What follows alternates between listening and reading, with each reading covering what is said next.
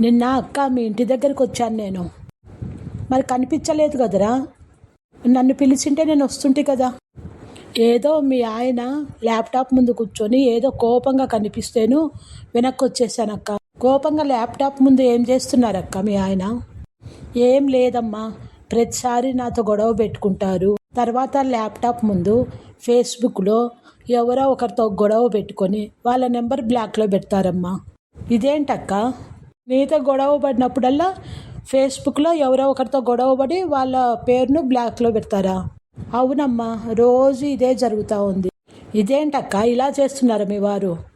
ఏదోనమ్మా, కోపంతో ల్యాప్టాప్లో ఏదో ఒకటి చేసి ఎవరో ఒకరి పేరును బ్లాక్లో పెట్టినా పర్లేదు, నన్ను కొట్టకుంటే చాలు.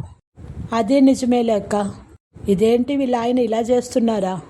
కోపం వస్తే గొడవ పడతారు, మళ్ళీ మామూలుగా అవుతారు. కానీ ఎవరో ఒకరితో గొడవ పడి వాళ్ళ పేరు బ్లాక్లో పెట్టడం ఏంటి? వింటేనే నవ్వు వస్తుంది.